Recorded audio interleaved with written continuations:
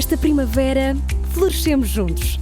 Apoie as vozes plurais que não têm medo de ir contra a corrente e partilhe a sua opinião nos comentários. Desfrute de todos os benefícios Observador, agora com 20 € de desconto. Assine hoje em observador.pt.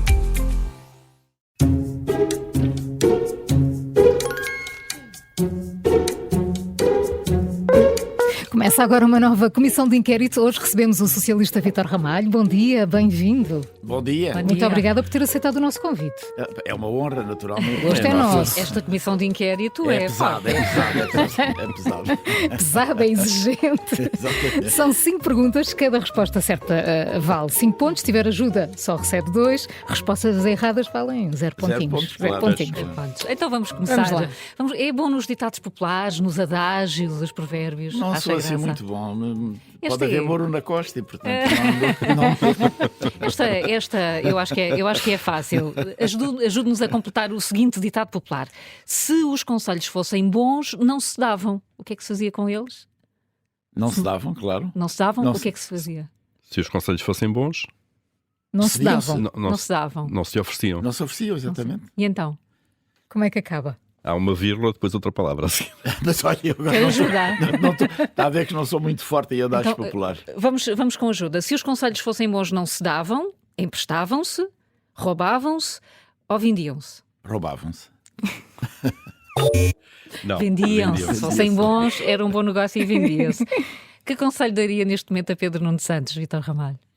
Olhe, tantos, sobretudo Tem que muitos se conselhos para lhe dar. Tenho alguns. Sim. Então. Se ultrapassassem este jogo de sombras que estamos aqui a viver, relativamente à qual é difícil as pessoas perceberem o que é que está aqui em jogo, dá a sensação até, de um lado e do outro, devo-lhe dizer que estamos a tratar de apresentar uma tese de doutoramento. Eu vou-lhe dar um exemplo. Relativamente à questão concreta do IRS jovem, a explicação que é dada, ou a ausência de explicação, devia ser mais concreta, para as pessoas perceberem. Nomeadamente, por exemplo, se as pessoas tiverem 2 filhos, um com 34 anos, outro com 36, é difícil perceberem a razão pela qual o de 34 anos vai ter benefícios e o de 36 não vai. Porque há aqui uma desigualdade de tratamento. E eu acho que estas questões, isto relativamente ao IRS Sim. jovem, há aqui, digamos, uma forma de articulação relativamente à informação pública desta matéria, das linhas vermelhas, que é preciso precisar-se. Além Ou seja, disso, o PS não está a comunicar bem a posição. é a apreensão que eu tomo daquilo que eu escuto ao nível da opinião pública. É isso que eu reparo. As pessoas... vamos lá ver. A situação do país é muito complexa. Pela primeira vez nós temos uma formatação política ao nível da Assembleia que se aparta completamente do que é normal.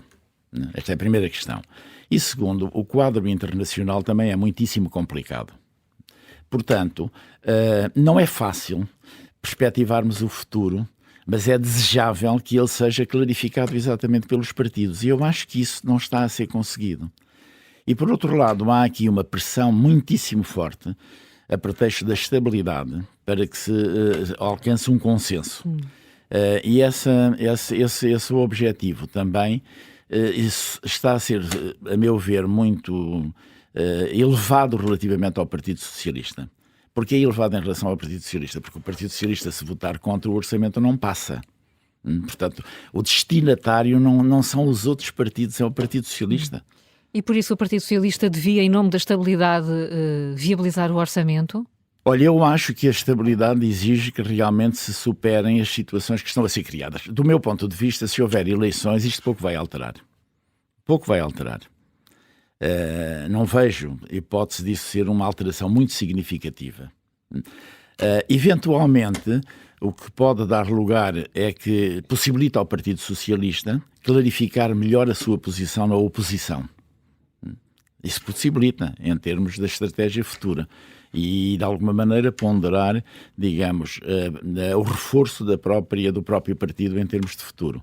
Relativamente ao PSD, não vejo que altere muito. Não vejo sinceramente. Portanto, estamos aqui numa encruzilhada muito grande e séria, que é complexa de ser ultrapassada, porque é uma situação nova, inteiramente nova que nós vivemos. Vamos avançar, vai recuperar agora, vai ver. O Vítor Ramalho, ao longo da sua carreira, já recebeu várias distinções, é grande oficial da Ordem de Infante Dom Henrique e tem 2 condecorações do governo alemão e também do governo mexicano. Exatamente. E é por aí que vamos. A águia presente na bandeira do México tem uma garra a segurar uma serpente, que na verdade é uma cascavel, e a outra garra está em cima do quê? Imagine lá a bandeira do México. Estou a imaginar, mas não às estou a ver. 9h41 da manhã. Que eu sou pouco, a esse nível sou um pouco perspicaz. Tem pouca memória visual. Sim, tenho. Então é a melhor ajuda. É a melhor ajuda. Rosas, catos ou mal me queres? Pois, eu tenho que atirar à tua, porque eu não estou a ver, de facto. Eu tenho a condecoração em casa. Não fui perspicaz a esse ponto. Não estou a ver a bandeira. São aqueles detalhezinhos lá. Mas é espinhoso, não é? São catos. Partilha da opinião de André Ventura, que diz que a imigração está descontrolada. Não houve planificação para que se resolvesse essa questão. E o que eu constato é que a imigração está a servir para pasto da extrema-direita. Se repararmos, por exemplo, neste momento, o que é uma coisa verdadeiramente inacreditável, a Suécia, que era um país que era referência da social-democracia, tem hoje uma coligação com o partido de extrema-direita, como sabe. Recentemente, na Áustria, nós verificámos também que houve um avanço significativo da extrema-direita. A mesma coisa na Finlândia. De alguma maneira também na Dinamarca. O Vox em Espanha consolidou a sua posição. Para não falar na Itália, com o partido de Meloni, numa posição hoje já bastante confortável, mas não invalida que seja de extrema-direita. Portanto, a questão da imigração está a servir de pasto para a extrema-direita, porque há aqui um fenómeno de falta de ponderação estratégica por parte dos partidos, em tempo oportuno. O país, Portugal, é um país naturalmente que sente isso muito do ponto de vista positivo. Nós somos um país de imigrantes com uma concepção universalista e tolerante e, portanto, não podemos ter o comportamento interno que não temos externamente na exigência que os países de acolhimento tratem bem os nossos imigrantes. Agora, o que tem que haver, o que deveria ter havido e não houve, é, digamos, uma projeção relativamente ao futuro e um rigor nos mecanismos de aceitação da imigração. Isso parece-me óbvio completamente. O aumento da imigração em Portugal nos últimos anos, eu diria, em tempos recentes, 6, 7 anos, é verdadeiramente impressionante. Nós passámos de 400 mil imigrantes para cerca de 1.400.000 rapidamente. E, portanto, isto naturalmente acaba por se repercutir. São mais de 10% da população hoje em dia. E há zonas do país onde a percentagem é muitíssimo maior. E, sobretudo, agora, vindo de países que não têm a cultura que nós temos em termos da língua, da utilização da língua, e, portanto, cria dificuldades acrescidas aos cidadãos. E, portanto, isso é pasto para que a extrema-direita cresça. E, por outro lado, a transformação do CEF na AIMA, a meu ver, não foi ponderada devidamente em termos de se evitar que, do ponto de vista da própria participação dos imigrantes na obtenção rápida da residência, por exemplo, fosse alcançada. Eu, aliás, acompanho muito isso de perto e sei que há situações verdadeiramente dramáticas, não é? E como é que se corrige isso? É pondo agora um travão à imigração futura? Não, isso não é possível. Não. Ou, de alguma forma, criando condições para uma maior integração dos imigrantes? Claro. Criando condições para uma maior integração e, por outro lado, acelerando os mecanismos burocráticos que resolvam o problema das pessoas. Paulo, você veja o que é, se estivesse agora aqui a emigrar, vamos pôr em situação concreta, e que fosse de um país para onde pretendesse viver futuramente e não tivesse sequer mecanismos que o reconhecessem como tal. Portanto, é uma tragédia para a pessoa individualmente. Claro. Exatamente, não houvesse reconhecimento rápido da sua situação. Portanto, nós temos, por um lado, resolver a questão das situações pendentes, que são muitas, e, por outro lado, proceder, digamos, a um mecanismo de integração mais consentâneo com aquilo que as próprias exigências dos direitos do homem impõem. Muito bem, 2 pontos. Sim, Temos. ainda tem 15 pela frente. Tem 15 pela frente possíveis. Ainda posso perder 7 ou 8. Vítor Ramalho, vamos à terceira questão. Uma das áreas que mais o ocuparam em funções governativas foram a área do trabalho, da concertação social. Eu penso que esta será acessível, pelo menos. Quem foi o primeiro presidente do Conselho Económico e Social? Ora bem, o secretário-geral desse conselho foi um homem que foi meu amigo, já falecido, e o primeiro foi... Tenho aqui 3 alternativas. Diga. Quer já ir às 3 Não, alternativas? pode. Então, Bruto da Costa, Silva Lopes ou Henrique Nascimento Rodrigues? Foi Henrique Nascimento Rodrigues. Certíssimo. Aliás, por uma razão que eu lhe explico facilmente. Ele era um homem que nasceu em Angola, no Luso, e era um homem com quem eu privei muito, era um amigo. O Vítor Ramalho também é angolano. Já vamos falar exatamente, disso. por isso é que foi um grande amigo. Nasceu em Angola, no Luso, e teve um site, ou uma rede melhor, que se chamava Django, que é um nome de uma dentro de uma senzala, digamos, a zona mais importante é o Django. E ele fazia... suponho, não sei se os filhos continuaram, no início eu vi isso, foi um homem importante para o PSD.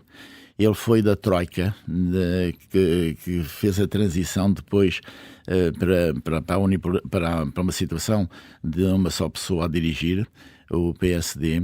Foi presidente da Assembleia Geral da OIT, quando era logo a seguir a ser ministro do Trabalho, e é uma referência. Essas referências têm que ser repescadas como exemplo. Foi provedor de justiça depois também. Foi provedor de justiça. Essas referências têm que ser repescadas como exemplo. E ele foi um exemplo cívico muito importante. E no fundo foi ele também que deu o pontapé de saída nesta entidade, Conselho Económico e Social, foi determinante. Exato. Não, foi que deu o pontapé, foi o primeiro que deu. Aliás, foi ele que adquiriu pelo Estado a atual sede, que fica ali para Belém, como presidente do Conselho Económico e Social, exatamente. E onde ontem o Governo fechou e assinou um acordo com parceiros sociais. Exatamente. Acha que é um bom acordo daquilo que já leu? Eu acho que é um acordo relativamente ao Governo positivo para o Governo. Porquê? Porque lhe abre a porta para que as linhas vermelhas levantadas pelo Pedro Nuno Santos possam ser superadas. Porque não limita, em termos de imediato, a situação da resolução do IRS jovem e do IRC. É por essa razão, a meu ver, que ontem o primeiro-ministro veio dizer que era uma proposta irrecusável.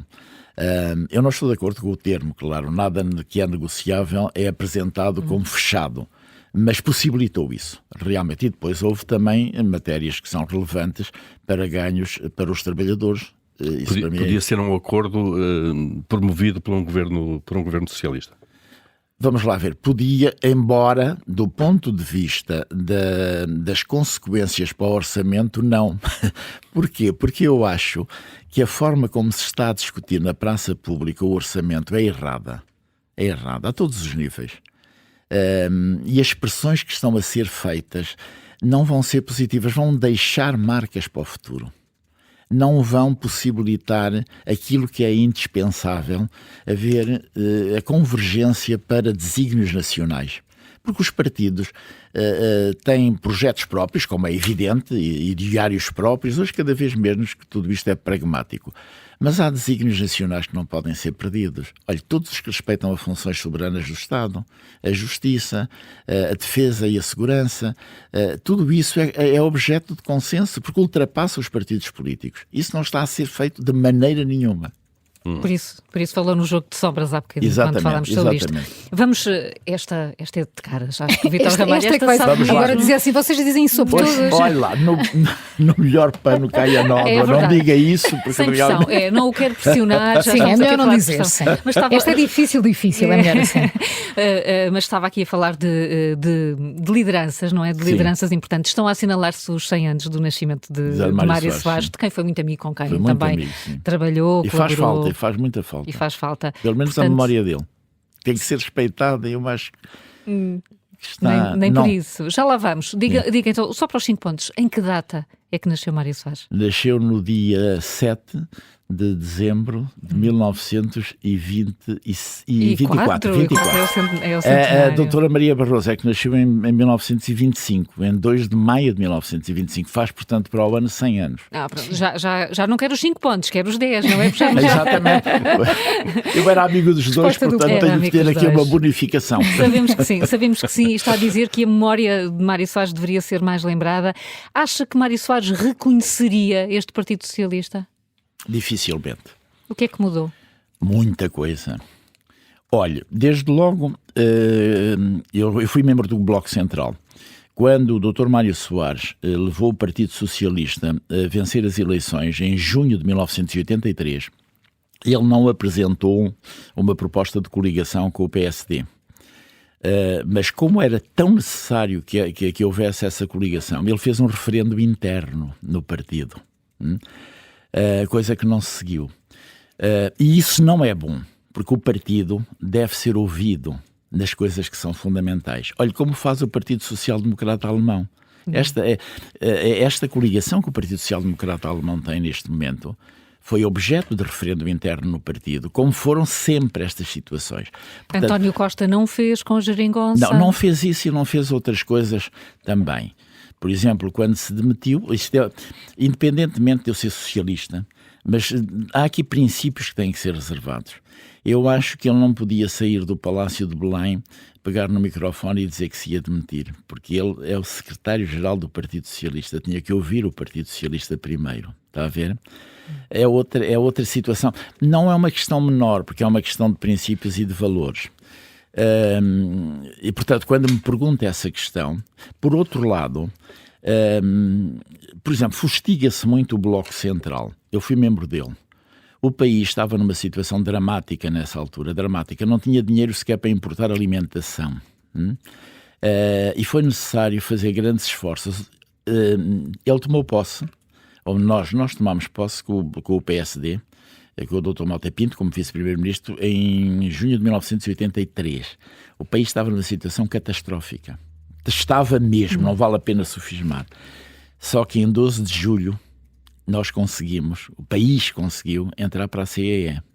Primeiro que a Espanha, porque foi aqui, e ele fez questão nisso. Foi aqui no Jerónimo. Foi assinado cá. Exatamente. Portanto, esta memória deve ser lembrada. Pedro Nuno Santos está a conseguir olhar para esta memória e interpretar o que Mário Soares, por exemplo, faria numa situação destas. Ele é soarista, não é? Porque é um homem, eu faço-lhe justiça nisso, e é um homem que encontrou uma situação muito complicada. Muito complicada. Não desejaria estar no lugar dele, porque é uma herança pesada, a que tem, bastante pesada. Se me pergunta se o Mário Soares, não era possível, porque o Mário Soares já tinha sacudido em termos de olha, como fez várias vezes na vida quando a situação estava pantanosa. Ele fazia sobressaltos cívicos.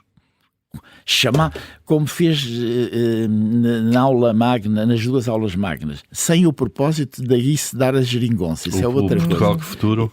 Antes o Portugal que Futuro, no final do Cavaco. E antes, quando mobilizou o povo português. Com a Troika, durante a Troika. E mais atrás, relativamente a junho de 1975, quando fez aquela manifestação, foram sempre sobressaltos cívicos. Sempre. Ele era um homem de uma coragem enorme. Eu perguntei-lhe várias vezes, ao Dr. Mário Soares, privei com ele, é verdade, para si qual é a primeira qualidade de um político? E ele disse, tudo o resto, se não houver coragem, não resulta.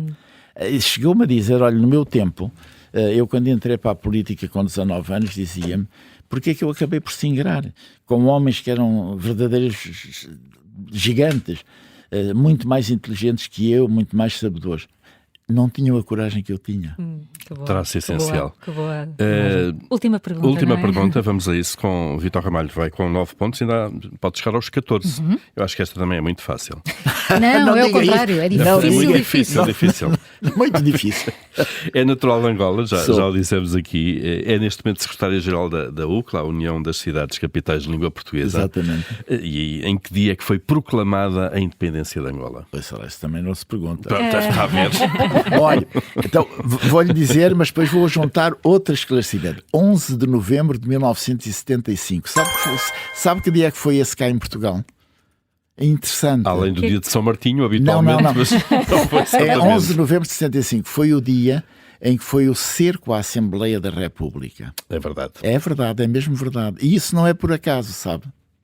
Não é por acaso? Que ligação é que faz entre os dois, tirando o momento tumultuoso? Quer dizer, não, a minha leitura é muito simples. Todo o pré que foi desenvolvido para a destabilização em Portugal, como é evidente, com todo o respeito que hoje merece os partidos que promoveram isso e que estão integrados na democracia, mas, como sabe, as independências foram marcadas por guerras violentíssimas, sobretudo em Angola e Moçambique, fruto da guerra, fruto do conflito bipolar que existia no mundo, por interpostos agentes. E, portanto, a destabilização em Portugal possibilitava também um incremento dessa situação. Todos esses países acabaram sob a órbita soviética. É verdade. É verdade mesmo, é claro que é verdade. E o Vítor Ramalho, quando olha agora para estes quase 50 anos de independência de Angola, olha com uma certa dor ou com esperança? É difícil a resposta. Eu acho que Angola tem potencialidades verdadeiramente descomunais em termos de riquezas, em termos do seu povo e em termos de poder-se erguer uma esperança de futuro. O que é que se passa? Aquilo que lhe falei há pouco teve consequências desastrosas em termos da guerra. Foram quase 1 milhão de mortos. Que prolongaram depois a guerra civil angolana. Só que, e portanto, hoje a situação social é muito difícil. Agora, o presidente João Lourenço está a seguir uma política interessante do ponto de vista das relações externas. Como sabe, na África, neste momento, existe uma influência do Africa Corps, que é o sucedâneo do grupo Wagner, no Mali, no Níger, no Burkina Faso, no Chad, na República Centro-Africana e agora também, pasme-se, um pouco na Guiné Equatorial, que faz parte da CPLP. Ora bem, o que é que o João Lourenço está a tentar fazer? Como a dependência externa é brutal da China, sobretudo da China, do ponto de vista financeiro, mas também da Rússia, por causa da situação militar, das aquisições que lhe conta, ele está a diversificar e a chamar também, e bem, como se fosse uma política de não alinhamento externo, os Estados Unidos da América. E os Estados Unidos da América agora fizeram um grande financiamento para o corredor de desenvolvimento do Lubito, ou seja, da linha do caminho de ferro que vai do Lubito até ao Zaire, como sabe. E isso justificou, atenção, isto tem que ser seguido cá para se perceber, a ida do Biden a Angola. Já viu o que é um Presidente da República no termo do seu mandato ir a Angola do dia 13 a dia 15 deste mês? Sabe quantos americanos vão na linha avançada para preparar a visita? Estão lá. Se falar com algum colega deles, diz 300. Está a ser dada grande importância a esta visita. Uma enorme importância, como é evidente. Significa Estados Unidos, independentemente da solução que houver a seguir, seja Trump, seja Kamala Harris, a política americana está definida. E eu até a vou definir no termo do meu mandato. Ou seja, temos que atender não apenas às questões do Médio Oriente, do Pacífico, vindo ao Pacífico, mas também à África, por esta razão óbvia que eu lhe fiz aqui no texto. A questão dos recursos, sem dúvida. Exatamente. 14 pontos. 14 pontos, Vítor Ramalho. Foi muito bom. Não digam isso, porque então eu a única vez... Tenha feito muito pior, portanto, está ótimo. Eu sou do Benfica. E também agora, como o Benfica já vai com pontos a menos, eu digo, já não vai ganhar o campeonato. E, portanto, não eu já vi... Não, é muito cedo para dizer uma coisa dessas. Não, isso é difícil, porque é difícil. Temos que reconhecer os adversários. E vocês aqui já deram pontos muito mais elevados. E menos também. Está bem, 12, 8, portanto está na média, 14. Eu falhei o primeiro de uma maneira completamente inaceitável. É como se estivesse Não, estava à frente da baliza, saí o guarda-redes e mandei a bola para fora. Foi o nervoso. Estas comissões de inquérito são temíveis. Tiram qualquer Obrigada. Muito obrigada. Obrigada por ter aceitado o nosso convite. A Comissão de Inquérito regressa amanhã com António Martins da Cruz, antigo Ministro dos Negócios Estrangeiros. Foi meu colega de curso. Então, olha, dê-lhe uma dica. Vamos saber umas coisas. Não lhe vou dar.